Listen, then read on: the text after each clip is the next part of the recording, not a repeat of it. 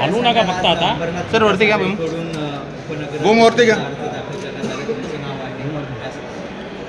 आता sir boom वरती घ्या. आघाडी काँग्रेस राष्ट्रवादी आणि भाजपतर्फे पण आता मी भाजपावासी झालेलो आहे. त्यामुळे भाजपातून भारतीय जनता पार्टीच्या वरील आदेशाप्रमाणे आम्ही आता हा फॉर्म भरलेला आहे आणि पुढील आता दोन ते तीन तासात त्याला आपल्याला कळेल का कुठल्या पद्धतीने काही बोलणी होतात, शेवटच्या क्षणापर्यंत होतात आणि दोन्ही पक्ष जे ठरवतील ते आम्ही त्याप्रमाणे चालू आहे. आता आम्ही आपली प्रक्रिया तर पुढे केली आहे, पण जो पक्ष ठरवेल, जो युती ठरवेल तो आम्ही धर्म पाळू.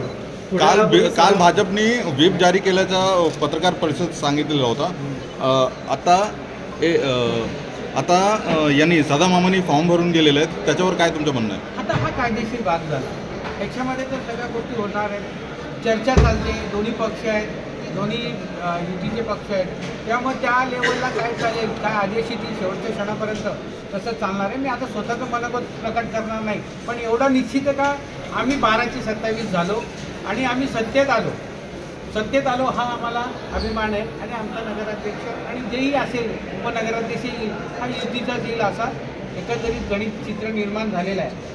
आणि पाहूया पुढील 2 तासात त्याचं काय रिझल्ट येईल. आम्ही पक्षाने जे आदेश दिलेले आहेत, जो आम्हाला युती धर्म पाळायला सांगितलं त्याप्रमाणे आम्ही पाहू. काल तुम्ही पत्रकार परिषद घेतली आणि त्यामध्ये तुम्ही म्हटलं की शिवसेनेने जे गट स्थापन केलं, शिवसेना अंबरनाथ महायुती आघाडी हा गट स्थापन केला आहे तो अवैध आहे. मात्र काल त्यांनी पत्रकार परिषद घेऊन सांगितलं की तुमचा जो गट आहे तो अवैध आहे, तो बाद झालेला आहे. जसं आम्ही आमची बाजू मांडली तशी त्यांनी त्यांची बाजू मांडली. प्रत्येकाला अधिकार आहे संविधानामध्ये तर आपापले विषय घेऊ शकतो, कोणालाही रोखू शकत नाही.